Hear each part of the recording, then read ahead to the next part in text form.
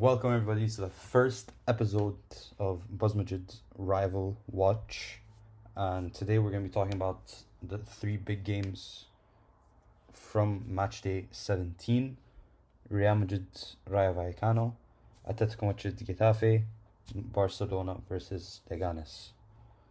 So currently, this is what the league table is looking like. Barcelona are in first, tied with Atletico Madrid with 38 points. Real Madrid right behind them with 37 points. And Athletic Bilbao with 33 points.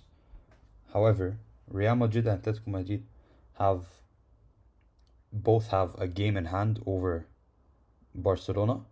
And if we look closely, Villarreal have 2 games in hand, meaning 2 wins could also put them very close to Athletic Bilbao and possibly to the top 4, putting them in a Champions League spot, which is, insane. And let's talk about, let's go through the first game. The first game we're going to talk about, Rayo Vallecano versus Real Madrid. Now, this is one of Real Madrid's most underwhelming performances this season, in the first half at least. Now I know it was 2-2 in the first half, which, that seems like a, good result. We scored 2 goals, but we conceded 2 early goals. We conceded 1 early goal, and the second goal not so long after, and then we didn't score until late in the half. Both goals came late in the half. And in my opinion, this is one of our worst performances in the first half of of this season. Our defense was just, Fran Garcia, man, he's had a very, his season is very, yin and yang. He's always either very good or very poor. In this first half, he was very, very poor. He was getting, oh my days. He got toyed with. He got toyed with. The first goal, I don't even know what to say. We're gonna go through the goals in a bit, and just break them down, analyze them a bit. But yeah, I don't know what to say. Vasquez, also, in the air, he has to be doing better. I know he's not the tallest, and I know he's not necessarily a defender, but he has to do better there. He really has to. Now, Valverde, Rodrigo, Arda, and Bellingham. Out of those players, Rodrigo, he was playing on the right for majority of the first half. Until the end, he started playing on the left a bit more. And that's when he got his assist, I believe. The assist for Jude Bellingham. And, on the left, we've seen what this man can do on the left. He's devastating on the left. He's one of the best players in the world on the left. Dare I say we have the 3 best left wingers in the world at their best. Dare I say it. It's just amazing what he can do on the ball, off the ball as well. His movement is very, very good, very underrated. But his ball control, his ability to take on someone one-on-one was just amazing. Jude was just doing Jude things. He was everywhere once again. He got his goal again, 6-6 in La Liga. Fede, that's just a classic Fede finish, isn't it? It's just a classic Fede finish. And Arda, a bit more of a quiet game. He had some moments where, he was breaking through the defense lines. But I think the issue with Arda is he's playing on the right, and he's not necessarily the quickest. He is drifting into the middle from time to time. But I think he should be playing in the middle alongside, a Fede, a Camavinga, who Camavinga we will talk about. But that's what I think. Let's just move on to Rayo before we talk about substitutes and everyone else. I think the player I was most impressed with from Rayo's team was, I think, Cisse. If I think that's how you say his name. Let me just double check that. Cis. His name is Cis, but if you can see my cursor, the number 6. He was a problem. He was a problem in the midfield. He was very, very, very, very good in the midfield. I think defensively he's very solid, very, very solid defensively. Going forward, his ball carrying didn't look the best. His passing was decent. I think like very underrated player. I think he had a great, great game, and yeah, there isn't really any other standout player. You see, the goal and the assist. He scored the third. No, did he score the second or third goal? He scored the third goal, and he assisted the second goal. He played a great game as well. I feel like this man has been playing in La Liga for 10, 15 years. He's been there for so long. I always see his face. Barca, Atleti, Real, anybody he plays, I feel like he's always there. He's always playing at the highest level versus the best teams in the league, which I think is very, very impressive. And yeah, there isn't really anybody else I want to talk about. Tchouameni had a few moments, with the ball in the box that were very worrying, I would say. He would take the ball, he would, kind of dribble, give it to Courtois, receive it back around here, hold it for, a bit too long, get stuck in the corner here, would have to either, run out, clear it, run out, play it to Arda or Vasquez. And it's just, I was very worried with him on the ball. Rudiger missed an amazing chance. Jude played the ball from here. Rudiger, if he could just finish that, we would have been in the gold. So I think, okay, let's go through the goals and then we'll talk more about how we played, alongside the goals. Okay, now moving on, Atletico Madrid, Getafe. Let's just quickly take a peek at the league table. So they are second. Atletico have won. I think they're the most informed team in the world right now. I think they have won 11 games in a row, if I am not mistaken. I will quickly check that. It might take a bit of time to check, but I think they've won 11 games in a row in La Liga, of course. So 1, 2, 3, 4, 5, 6, 7, 8, 9. Yeah. Since Real Sociedad in October, they have not lost, that's a mistake. Since October 27th against Real Betis, they have not lost or drawn a game. That is insane to me. They are on an, 8-game winning streak now? This title charge out of nowhere is just, it's amazing. It's insane. They came out of nowhere and they're second, tied in first. If it comes down to it, Barca do win on goal difference, but this title charge came out of nowhere. Everybody overlooked it. Nobody was talking about Atletico to win La Liga until this game weekend. They came out of nowhere. But yeah, I do want to speak about one man and one man in particular, Julian Alvarez. This man is the definition of overseen, or not underrated, but overseen, overlooked. This season, I think was he was 90 million, came to Atleti for 90 million from Manchester City. He's been very good this season. Of course, the numbers don't show it, but I mean, these days everyone just looks at numbers. If they're not good, people look at it with a grain of salt, or look at the player with a grain of salt if his numbers aren't good.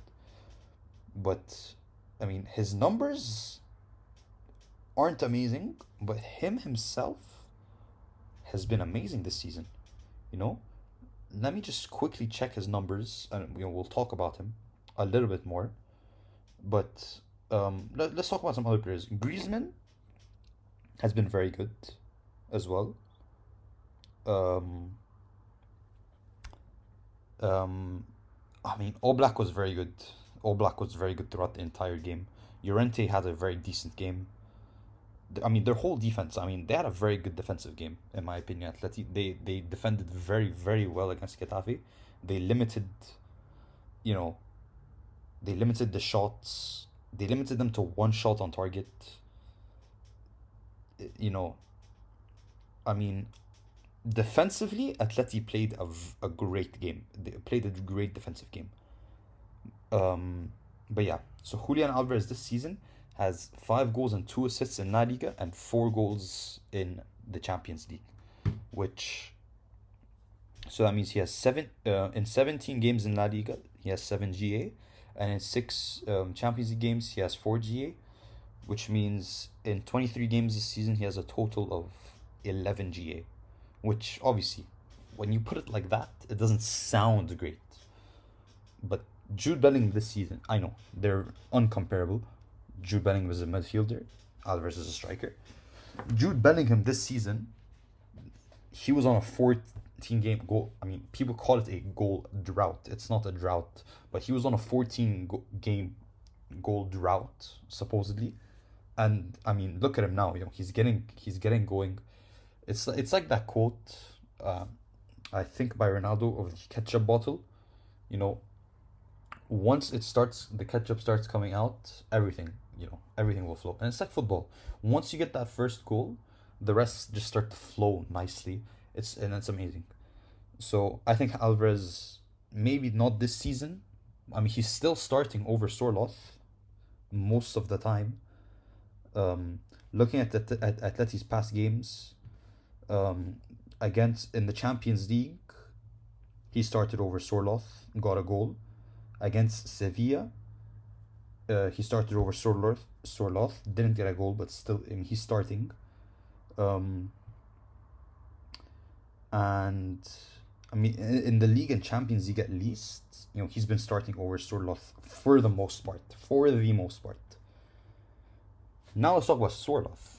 On the other hand, last season, Sorloth, amazing season with Girona. I'm sorry, not Girona, Villarreal. Amazing season with Villarreal. And I mean, he was La Liga's top goal scorer last season. I mean, ever since he came to Atleti, he wasn't, he hasn't been the greatest, but it's just I struggle to understand why he went to Atleti sometimes, although I do understand it. I mean, Atleti obviously had to replace Morata, but I struggle to understand why Atleti. I find it very, with the way Atleti play, Sorloth is the profile of striker that they need, maybe not look for, but need, because they play such a defensive style of football. Obviously it comes with it's very tactical, and I'm not saying it's bad to play a low block, but they do play a very defensive style of football. And although they play a very defensive style of football, they don't score a tremendous amount of goals. But having a target man like Sorloth next to a false nine of Griezmann, who drops deep, gets the ball, brings it up, plays it to the wings, can do everything. Griezmann can do everything. Having a player like Sorloth next to him is amazing. And it's just, it's maybe not necessarily the right move for him to go to a club like Atleti, but I think definitely this season he has shown why he is a very good striker. Maybe I'm not gonna say he's one of the best in the world, but he is a very good striker. This season, 7 goals and 2 assists in La Liga, which puts him right behind him, Vinny, in top scorers. So I think that would put him at fifth, I believe, or sixth. Yeah, so he's tied with a bunch of players actually, but he is there, and I don't know what to say. He's definitely he's been scoring more than Alvarez, that's for sure. But he does come on the games he does not start, he is coming on off the bench almost every time. 17 games. He's played every game this season.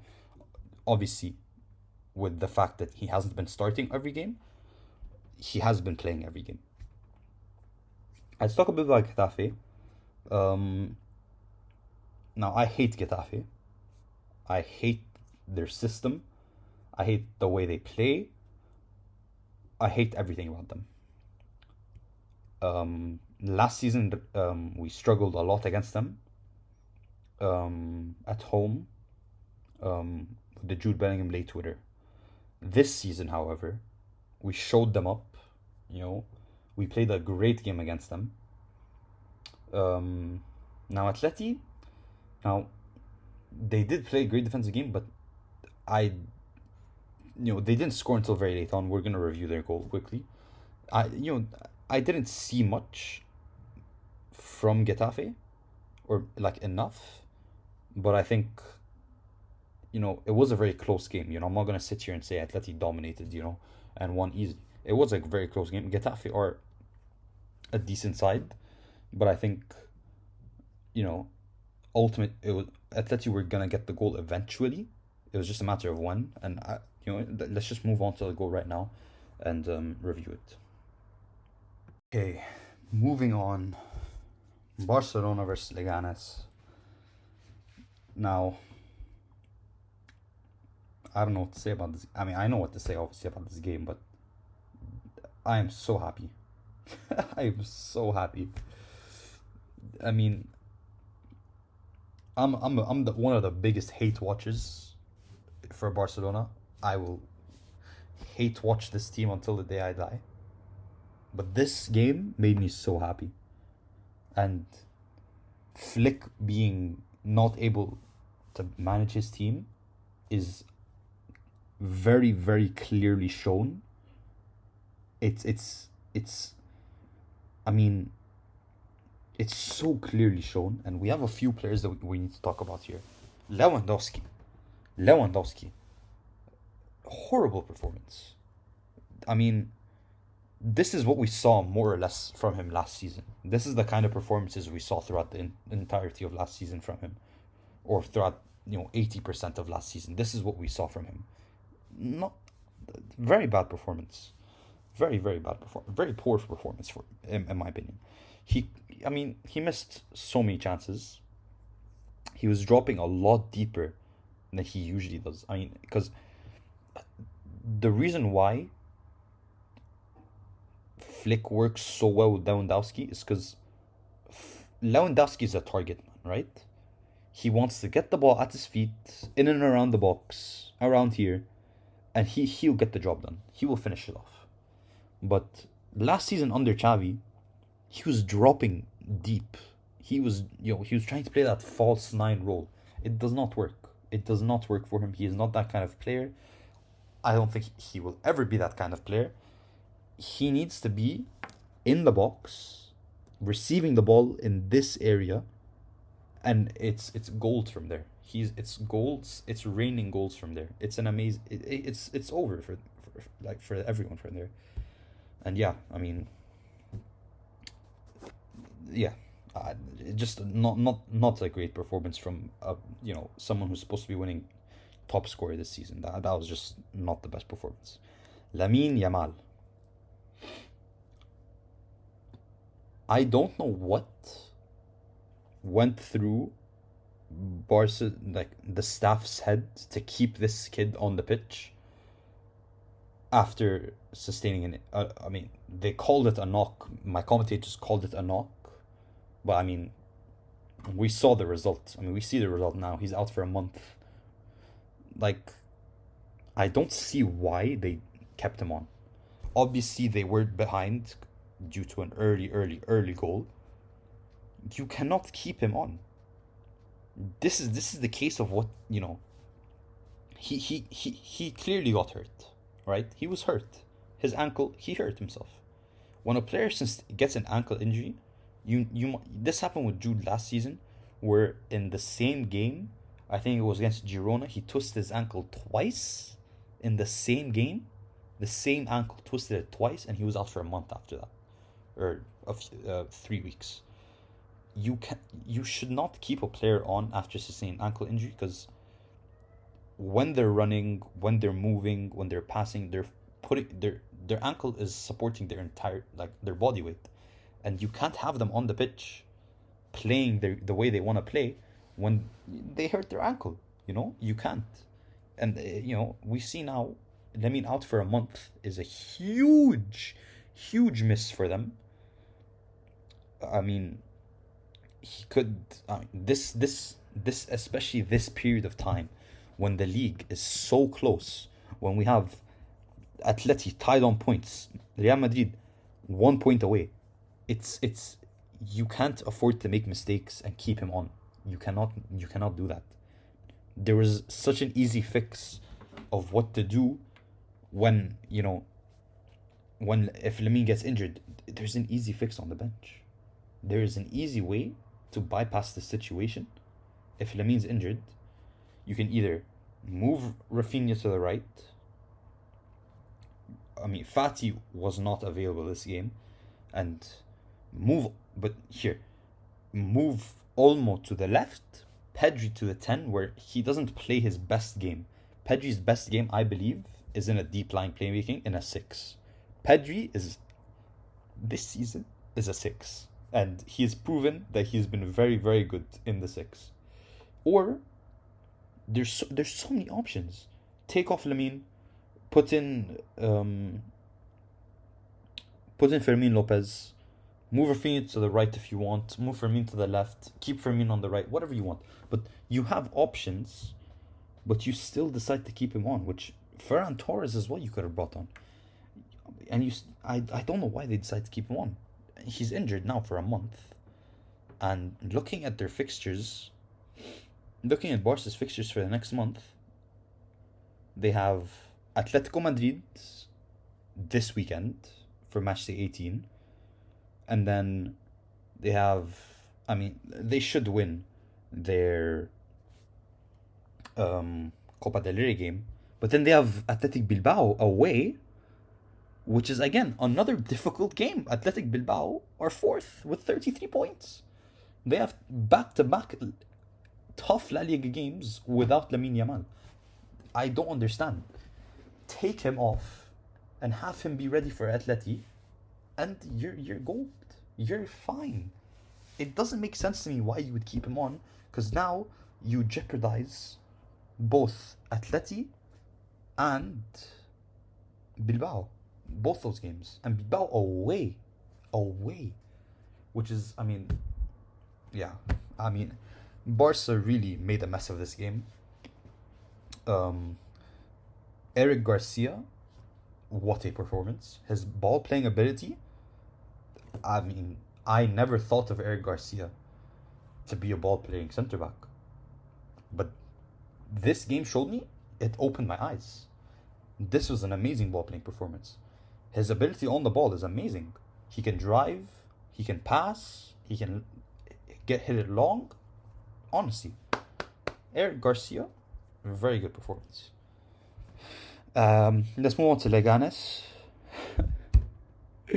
Oh my goodness. Dmitrovic, whatever. I think, is he Serbian? I believe he's Serbian, the goalkeeper. Man, what a performance. What a performance. I mean, this is a, like, he, I'm not gonna talk about him. Just know what a goalie and what a performance. That's all I have to say about him.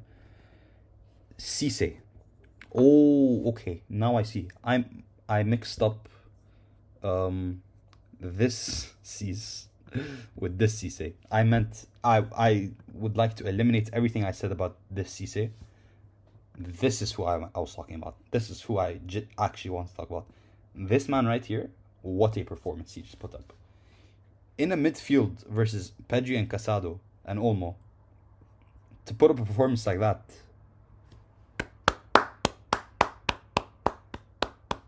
he can have whatever flowers he wants. I'm giving him all the flowers he wants. What a performance. I mean, genuinely, this is one of, like, one of the better performances I've seen from a midfielder this season. What a performance. But yeah, there really isn't anybody else I want to talk about from Leganes. I mean, there's no other players that really stood out as a good or bad performance. Rafinha put in another great performance. Pedri put in a decent performance. Koundé put in a decent performance. And yeah, let's move on to the goal. Okay, guys, so I just uploaded the video, and I didn't realize that I couldn't upload footage from La Liga. So ignore any parts of me saying that we'll be reviewing goals. I just, I did review the goals and I have the content, but I want to put this video out as soon as possible, so I'm not going to be reviewing the goals separately. And yeah, I hope you enjoy. Don't forget to like and subscribe, and yeah, I'll see you guys in the next match day.